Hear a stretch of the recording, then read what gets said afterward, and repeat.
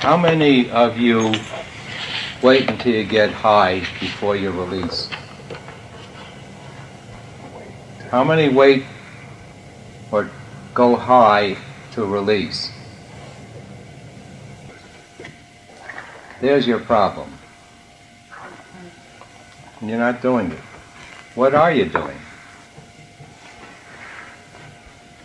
You're wanting to feel good, so you wait until you get down, and then you release to feel good.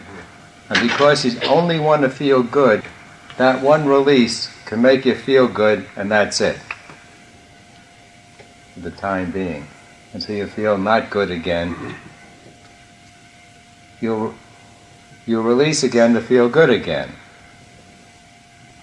Thereby dragging out the whole process.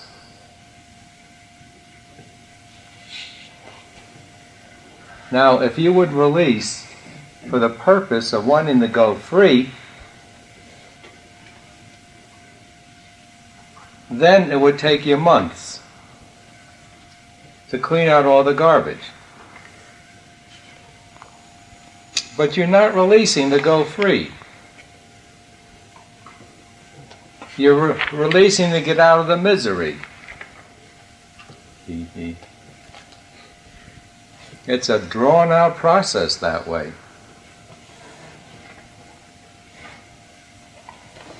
In the beginning, you have no choice. You're so bogged down in heaviness and misery, you need the incentive to get out of the hell to cause you to release. But now that you've moved up, that should be past history. The reason for releasing should be to go free.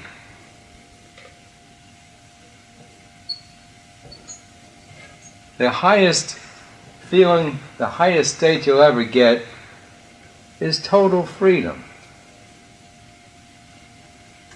Do you believe that?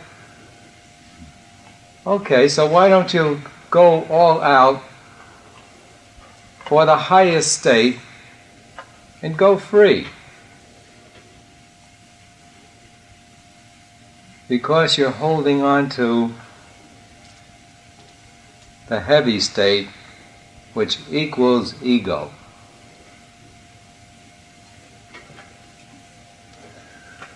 Ego is the cause of all misery. Ego is the manner in which we separate from the all of the universe, from the oneness of the universe. Ego must go if you're going to identify with the oneness of you.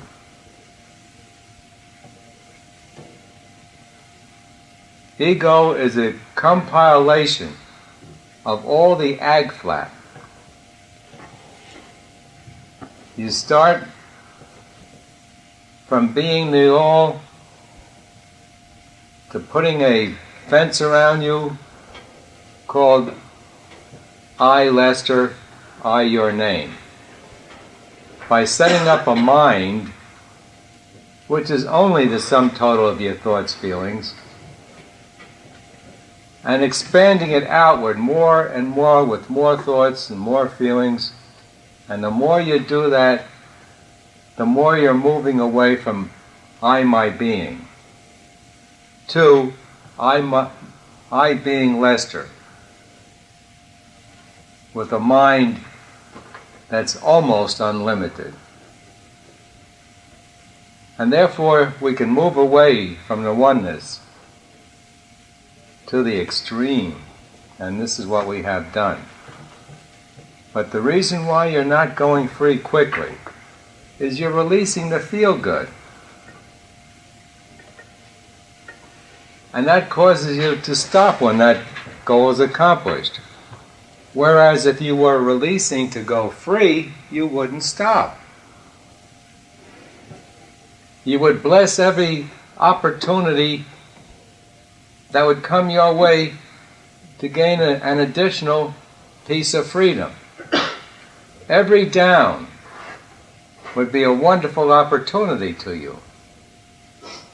Every down is a marvelous opportunity to release and go up.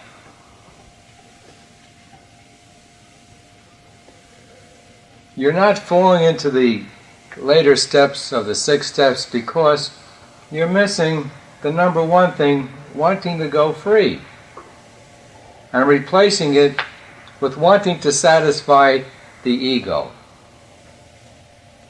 the I personality sense, chasing after the high state externally in the world, where for each ounce of pleasure you take, you get pounds and pounds and pounded with pain. This is so obvious if you just look at it. The things that you thought were most pleasurable in life have given you the agonies, the greatest agonies. Basically the opposite sex. As you move up, your sex desires should be released.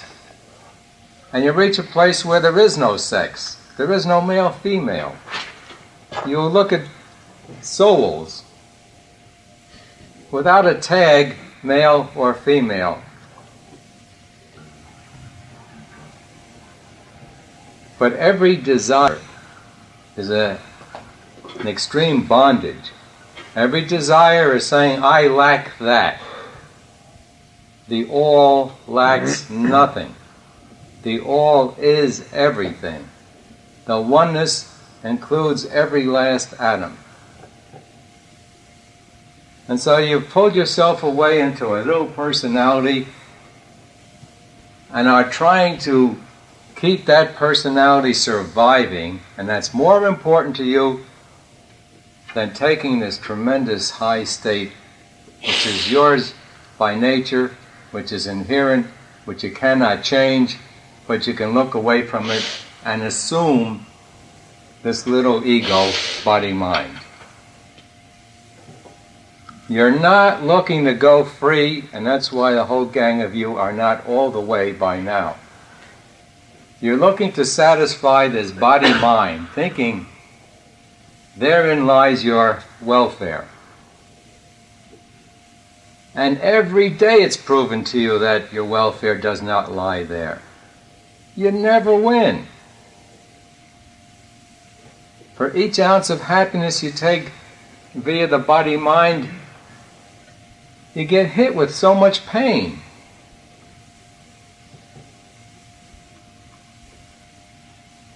Every thought has a certain amount of pain to it.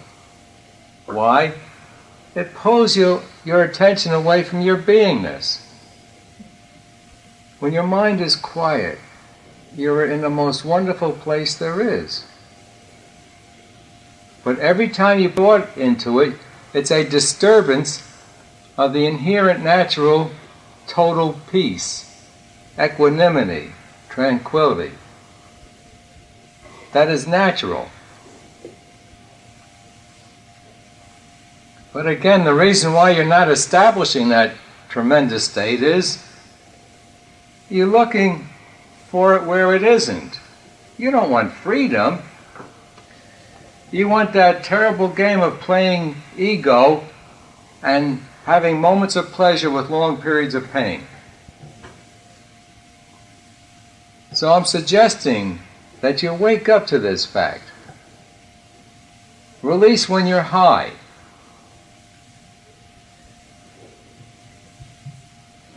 That ought to be put down in your notes with big caps. Release when high. Go high to release.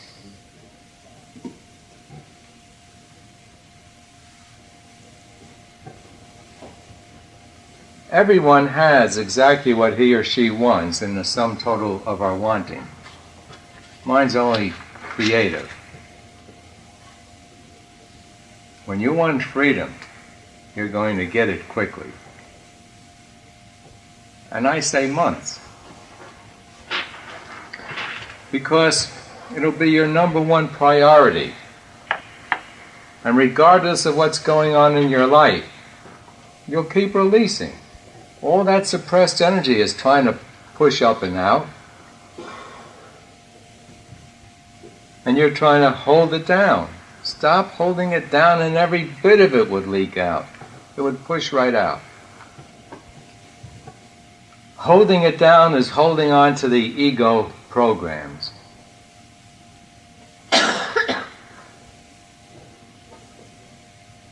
You've got to recognize that first you want to be a limited ego. Then you've got to accept that that isn't it. Just by looking at your life.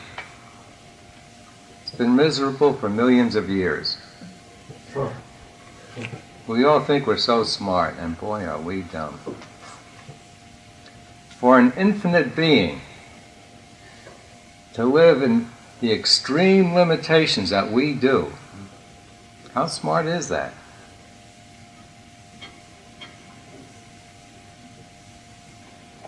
But that smartness that we feel and think we are is subconsciously knowing our beingness. And the dumbness is forgetting that. That it is our beingness that is omniscient and smart. So we must get to the place where we identify all the time with our beingness. And when you do that, you see the mind-body world as an out-projection of your mind that you set up. And so what will be your attitude. And good and bad are exactly alike in that projected movie. It's a projection. That's the thing you got to get to know. What's the difference whether it's black or white, good or bad, hot or cold? It is a projection out there, an imagination, an imaging in my mind, a thing that I set up. I am not that, I am my beingness. When you identify with your beingness, the mind matters not, because you know it for what it is. When you identify with your beingness, the mind and all its garbage matters not, because you know the mind for what it is.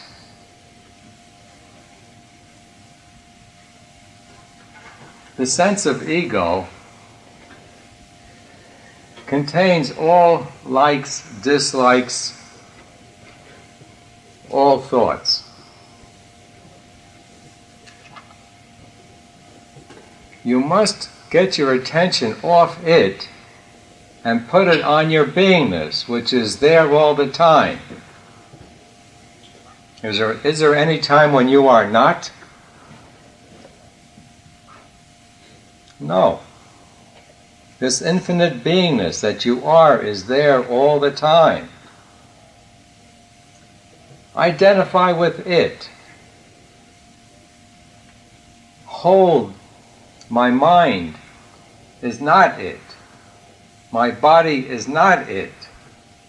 My mind and body are out projections from it. Identify with your beingness. Release when you're high. The higher we are, the closer we are to our beingness. Highness, quietness equate. When you go high, you got the energy up here. Here you have the least energy. In apathy, you've thrown in the towel. Up here, you've got the highest energy. So move up into this area and then dig for the fear of dying. Down here, you're drowning in it and you cannot let go. Up here you can confront the fear of dying. And when you get that out, mostly, you can clean out the remaining relatively easily. Aim to go up here to release from. If I would have said these things to you some time ago, it would have been meaningless.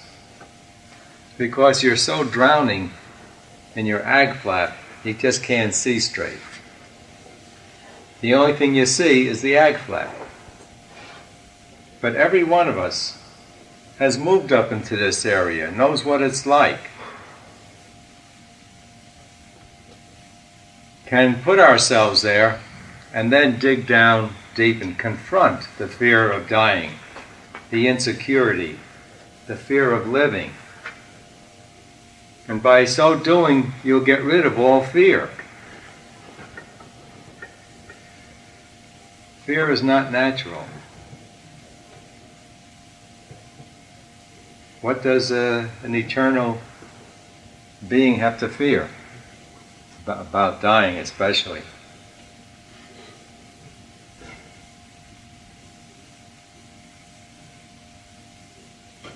So from here on, make it a point to get up here, feel high, and then dig for the fear of dying and release it.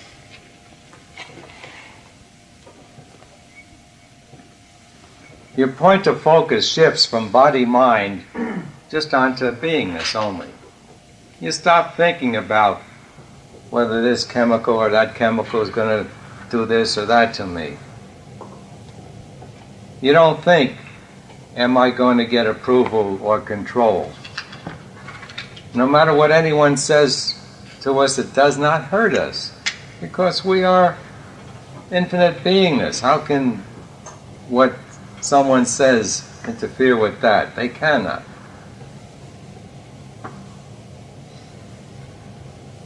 And so you move toward the imperturbable state. And I know of no better yardstick of checking where you are at now by the degree to which you can be bothered.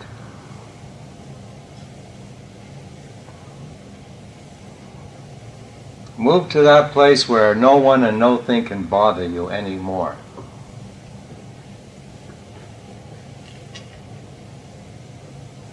And remember, the ego is the mind-body.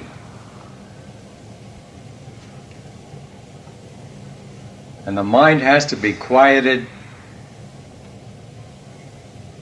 and then you identify only with your beingness, and that's the ultimate state.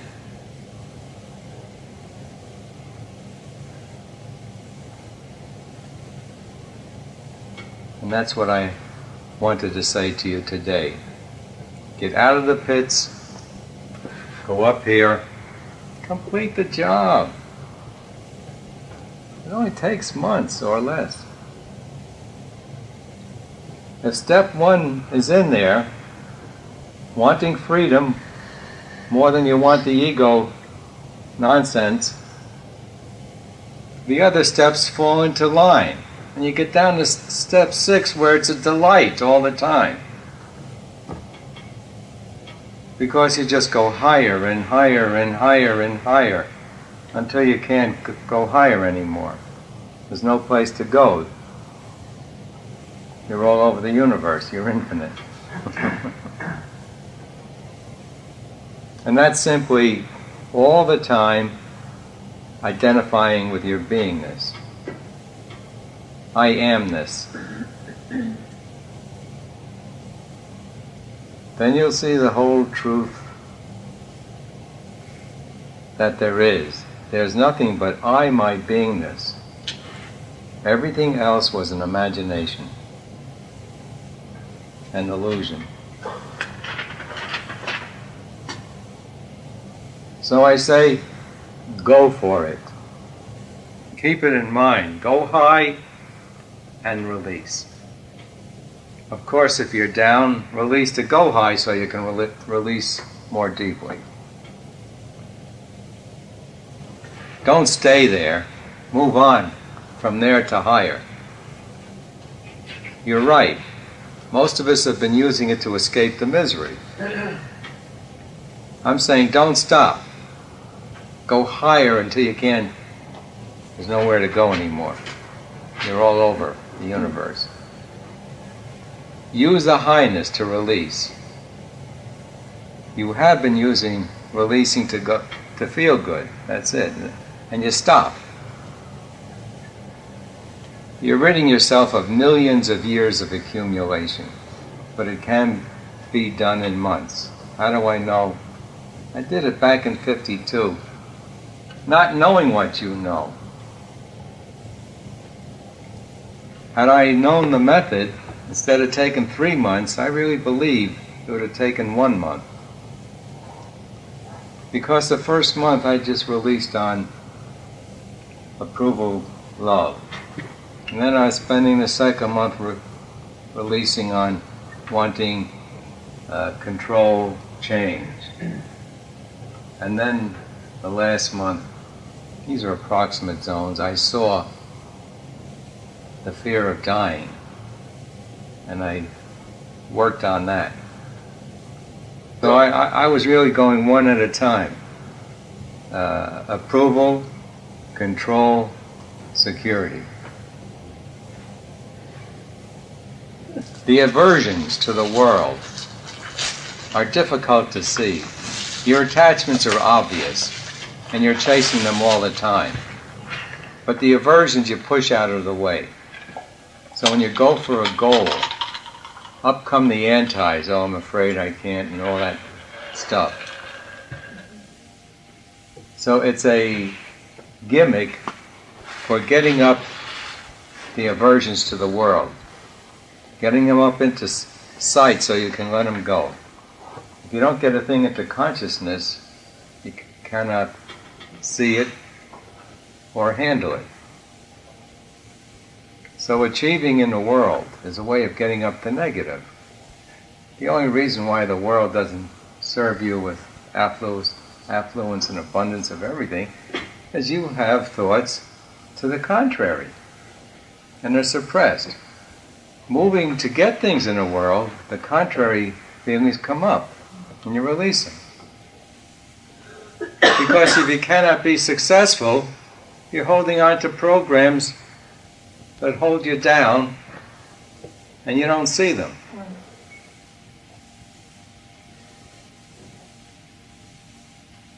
That which you don't like, don't want to see, don't want to be, you want to avert it. That which you want to avert.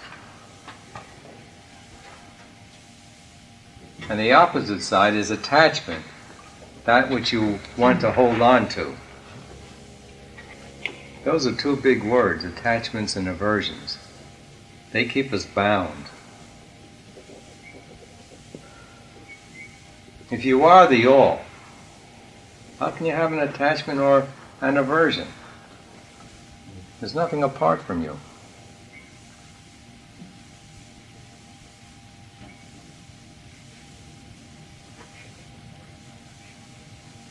And you end up with the feeling, the universe is mine. From infinity to infinity, the universe is mine. And it is. Ha ha.